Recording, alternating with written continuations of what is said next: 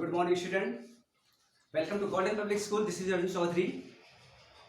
बच्चों, आज आप लोगों के लिए एक छोटा सा वीडियो क्लास 12 पे प्रोज पर लाया हूँ, जिसमें हम लोग चैप्टर फर्स्ट एक गर्ल विद बास्केट पे आज हम लोग रेफरेंस और कॉन्टेक्स्ट देखेंगे और इसको ब्रीफ भी करेंगे। आज ये सारी चीज हम लोग इस वीडियो में देखेंगे। हमारे इस वीडियो को देखने के लिए आप शुरू से अंत तक जरूर बने रहें। अगर आपको हमारा ये वीडियो अच्छा लगे, पसंद आए, तो लाइक और सब्सक्राइब जरूर करना, जिससे कि हम और अच्छे अच्छे वीडियो आप लोग के लिए लेके आऊंगा। ओके, चलो स्टार्ट करते हैं। देखते हैं, सब्जेक्ट इंग्लिश है, class 12 chapter number 1 UP board. Topic है a girl with basket. A girl with a basket, passage number 2 है। फर्स्ट चैप्टर का पैसेज नंबर 2 हम लोग देखेंगे इसमें। ओके, देखते हैं। सबसे पहले इसमें क्या कहा गया, उसके पहले मैं जो है इसके अबाउट ऑथर्स के बारे में मैं बता चुका हूं कि कौन थे, किसने लिखा है। इसको जो है विलियम सी डगलस ने लिखा है, जो अमेरिका के सुप्रीम कोर्ट के जज थे। ओके, उन्होंने यह जो है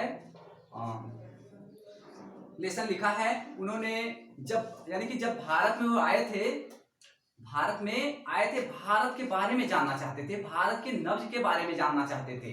वे उस समय आए थे जब भारत और पाकिस्तान का डिवाइडेशन हुआ था। उस समय वो आए थे। वो जानना चाहते थे कि भारत में इस समय कैसी सिचुएशन है, कैसी दशाएं हैं, लोग के रहन सहन कैसे हैं। वो ये सारी चीज को जानने के लिए आए थे। और वह उनको ये भी था कि वो अच्छे अच्छे स्थानों को, यानी कि नए नए जगहों पे जाना चाहते थे, नए नए चीजों को देखना चाहते थे, लोगों से मिलना चाहते थे। ठीक है, और ज्यादा से ज्यादा नॉलेज लेना चाहते थे सभी जगहों को, प्रकृति का दृश्य, ये सब चीजों को, मनोहारित चीजों को देखना चाहते थे। इसलिए वे जो है नए नए प्लेसों पे जाते थे, और भारत में वे इसलिए आए थे। ओके, और भारत में 1950 में आए थे। वे भारत के डिवाइडेशन के समय आए थे। जब वो भारत में आए थे तो सबसे पहले वे जो है न्यू दिल्ली से हिमालय के लिए रवाना हुए। मतलब गए। और उसमें वे जो है उस समय रास्ते में क्या क्या चीज देखे, वह कहाँ कहाँ किससे किससे मिले, ये सारी चीजों का इसमें वर्णन करते चले गए। वही चीजें आज हम छोटी सी चीजें हम जो है आज इसमें देखेंगे। पहला पैसेज नंबर 2 का हम छोटा सा पार्ट लाए, क्योंकि अगर ज्यादा बड़ा लाते तो जो है बहुत बड़ी वीडियो हो जाती है, अपलोड करने में दिक्कत होती है। इसलिए हम लोग छोटा छोटा करके देखेंगे, सिस्टम से देखेंगे, और निश्चित रूप से पूरा का पूरा समझ में आएगा। चलो हम लोग स्टार्ट करते हैं। इसमें क्या कहा गया है पैसेज नंबर 2 में। इसमें बोला गया है, the platforms were packed with people. Platform, जब वे दिल्ली से रवाना हुए तो हर स्टेशन पे क्या था कि वे जो अपने बोगी को खोल देते, अपने डिब्बे के कंपार्टमेंट को खोल देते थे और स्टेशन पे उतरते थे, और वहां पे लोगों से मिलते थे, लोगों से बातें करते थे और देखते थे। आप जानते हो कि जो है हर स्टेशन में जो है भीड़ भाड़ होती थी, या होती भी है अभी भी। तो वही चीजें इसमें बताया गया है। देखते हैं, कह रहे हैं कि the platforms were packed with people. Platform लोगों से भरा हुआ था। प्लेटफॉर्म भरी होती थी। ओके, जहां पे वे हर स्टेशन जब उतरते थे, किसी भी स्टेशन पे उतरते थे, तो प्लेटफॉर्म क्या था, लोगों से भरा हुआ था। ओके, समझ में आया? फिर से एक बार देखते हैं। The platforms were packed with people. Platform लोगों से भरा हुआ था। Okay, Sikhs, Muslim, Hindus, soldiers, merchant, priest, porter, beggars and hawkers. और वहां पे कौन कौन से लोग होते थे, ये चीजें बताए हैं। वहां पे कौन कौन लोग होते थे, Sikh, Muslim, Hindus, soldiers, merchants, priest, porter, beggar and hawker.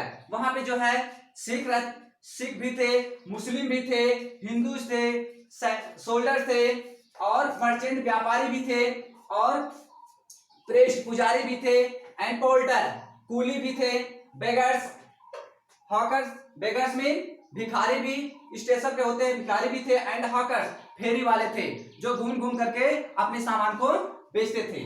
Okay, almost everyone was barefoot, almost everyone was barefoot, ज्यादातर वहां पे जितने भी लोग थे सब नंगे पांव थे, क्योंकि उस समय जो है बहुत गरीबी थी। जब भारत और पाकिस्तान का डिवाइडेशन हुआ था उसी समय का सीन था।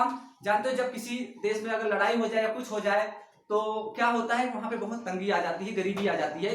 इसलिए उस समय जब भारत और पाकिस्तान का डिवाइडेशन हुआ था उस समय काफी हमारा देश जो है बहुत गरीब था, लोगों के पास रहने के लिए और सारी चीज की ठीक प्रकार से सुविधाएं नहीं थी, इसलिए ज्यादातर लोग जो वहां पे थे बेयरफुट थे, नंगे पांव थे।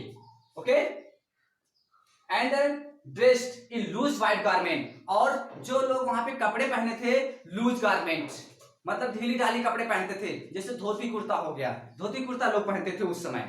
ओके, आई करें कि फिर आगे वे बोलते हैं, विलियम सी डगलस बोलते हैं कि I would ask at least 3 peoples before I could find one who spoke English. मैं जब किसी भी स्टेशन में जब मैं उतरता था तो 2 4 6 10 लोगों से जब मैं बात करता था तो उसमें से एक आध कोई जो है उनमें से हमें इंग्लिश में बात करते हुए मिलता था। जब इंग्लिश में बात करता था तो मैं उससे जो है यहाँ के बारे में जानना चाहता था, यहाँ के ऑफिस, यहाँ के जो है करंट अफेयर के बारे में जानना चाहता, तो उनसे बातें करता था। यहाँ पे मेजर पॉइंट पे मैं बातें करता था, लोगों से जानने की कोशिश करता था कि यहाँ के लोग रहन सहन कैसा है। ये सारी चीज जो है हर स्टेशन पे उतर करके लोगों से बातें करते थे और जानने की कोशिश करते थे। ओके, अभी हम इसमें देखते हैं कुछ पॉइंट, जैसे अभी यहाँ पे हम कुछ वर्ड मीनिंग लेके आए हैं जो कि कुछ डिफिकल्ट है। जैसे प्रीस्ट मीन क्या होता है, पुजारी, प्रीस्ट मीन पुजारी होता है। ओके, और porter mean coolie, porter mean क्या होता है, कूली, हॉकर मीन फेरी वाले, और बेयरफुट नंगे पैर, और गारमेंट मीन कपड़े। ओके, एक बार हम फिर से इसको रीडिंग करते हैं, फिर उसके बाद एक्सप्लेनेशन देखते हैं। फिर देखो, the platforms were packed with people, Sikh, Muslim, Hindus, soldiers, merchant, priest, porters, beggars and hawkers. Almost everyone was barefoot and dressed in loose white garment. I would ask at least 3 people before I could find one who spoke English. Okay? इसका explanation कैसे करोगे? ऐसा बोल सकते हो, the writer says that the every platforms of each station were full of people of different caste and religions. Some of them were Muslim and Hindus. Many of them were a different professions like the soldiers, merchant, priest, porters, beggars, hawkers. They were barefoot and in loose white garments. After talking to at least 3 people, he was able to find 1 person to know English. मतलब हम जो है वहां पे यानी कि पूरा का पूरा जो स्टेशन के बारे में इसमें वर्णन कर दिया है। स्टेशन पे भीड़ भाड़ और जो है लोगों से जब बात करते हैं, ये सारी चीजों को इसमें जो है एक्सप्लेन किया है। चलो हम देखते हैं कैसे जो है इसका रेफरेंस और कॉन्टेक्स्ट लिखते हैं। रेफरेंस और कॉन्टेक्स्ट लिखने का हम तरीका देखते हैं। ठीक है, ये तो एक्सप्लेनेशन था। एक्सप्लेनेशन यहाँ पे भी हमने लिख दिया है जिससे कि समय बच जाए, इसलिए मैं थोड़ा सा पहले से लिख दिया हूं। ओके, देखते हैं रेफरेंस में क्या लिखते हो। रेफरेंस जैसे आप हिंदी में संदर्भ सहित व्याख्या लिखते हो, पहले लिखते हो संदर्भ, उसके बाद फिर प्रसंग, फिर व्याख्या करते हो। उसी तरह हिंदी में भी आपको रेफरेंस लिखना है। रेफरेंस में जैसे संदर्भ आप लिखते हो पाठ का नाम और लेखक का नाम, उसी तरह रेफरेंस में हम लोग लेसन का नेम और ऑथर्स नेम लिखेंगे। ओके, और प्रसंग में क्या लिखते हो कि लेखक या कवि जो है इस पंक्ति में, इस लाइन में क्या बताना चाहता है, वो चीजों को आप संक्षेप में लिखते हो। उसी तरह हम लोग इसमें भी जो है कॉन्टेक्स्ट में भी जो इस पंक्ति में कहना चाहता है, जो बताना चाहता है लेखक, उसे जो है हम इसमें कॉन्टेक्स्ट में लिखेंगे। ओके, चलो देखते हैं किस तरह हम इसको लिखते हैं और समझते हैं। ओके, रेफरेंस क्या लिखोगे, these lines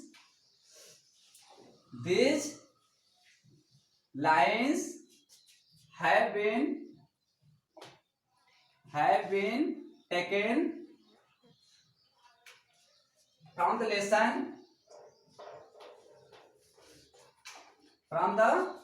lesson। उसके बाद आप इन्वर्टेड कॉमा में लिखना, आपको क्या लिखोगे, ए लेसन का नाम, ए girl with a basket, a girl with a basket. Lesson का क्या नाम है, अ girl with a basket. Okay, और इसे जो है आप ब्लैक पेन से लिखना और ए लाइन जो है ब्लू पेन से लिखना है। उसके बाद जिससे कि आप जब एग्जाम में लिखते हो तो एकदम जैसे कि आपको जो एग्जामिनर होता है वो सीधा निकाह इस पे पढ़े कि हाँ जो बच्चा सही लिखा है। इसलिए आप जो इसको कुछ अलग ढंग से करो, कुछ अलग दिखना चाहिए सबसे। इसलिए आप जो इसको ब्लू पेन से लिखना है, हेडिंग को भी ब्लैक पेन से लिखना है, और ये जो लेसन है, लेसन का नाम, इसको आप जो है ब्लैक पेन से लिखोगे, या तो अगर ब्लैक पेन से नहीं लिखते तो यहाँ पे डबल अंडरलाइन कर दो और इन्वर्टेड कॉमा में क्लोज कर देना है। तो आपने क्या लिखा, this lines have been taken from the lesson a girl with a basket. उसके बाद याद रखना, जब पोयम रहेगा, जैसे पोयम कविता जो होता है, जब कविता रहेगा तो वहां पे कंपोज्ड बाय लिखना है। जब पोयम में से आएगा, पोएट्री में से आएगा तो कंपोज्ड बाय लिखना है, और अगर प्रोज से आएगा तो रिटन बाय लिखना। क्या लिखोगे, this lines have been taken from the lesson a girl with basket. यहां पे लिखोगे रिटन बाय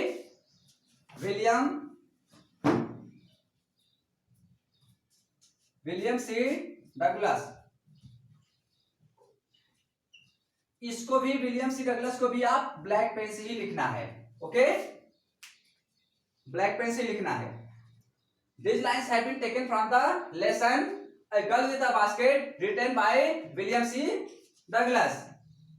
ओके, ये जो है आपको इतना रेफरेंस में इतना ही याद करना। याद रखना, किसी भी लेसन से आ जाए ये चीज, और याद रखना किसी भी लेसन से आ जाए, आपको केवल ये जो है चैप्टर का नाम और राइटर का नाम आपको चेंज करना है, बाकी सब वही लिखना है। कोई भी चैप्टर से आ जाए, इतना ध्यान दो, बाकी सब ऐसे ही लिखना, केवल ये चेंज कर देना, ये चेंज कर देना, बाकी सब कुछ वही लिखा जाता है, कोई दूसरा चैप्टर अगर आ गया तो। ओके, नेक्स्ट देखते हैं कॉन्टेक्स्ट में क्या लिखेंगे। कॉन्टेक्स्ट मैंने बताया कि इसमें जो है लेखक क्या बताना चाह रहा है, लेखक क्या बताना चाह रहा है, वो सारी चीजों को हम लोग देखेंगे। ठीक है, देखते हैं। इसमें लिखोगे in this lines the writer describe, क्या लिखोगे, क्या बताना चाहता हूं उसको लिखो, in this line the writer describe, in these lines the writer described the journey of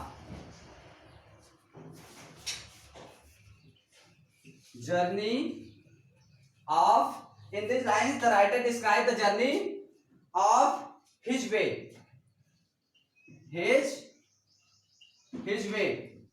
okay, when he was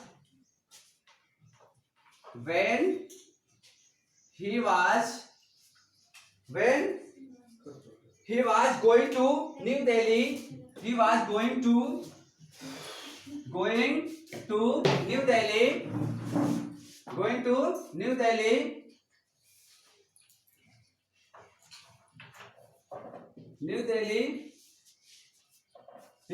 New Delhi, from the Himalayas,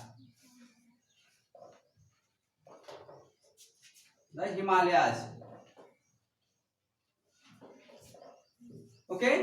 ये जो है कॉन्टेक्स्ट में आप लिखोगे।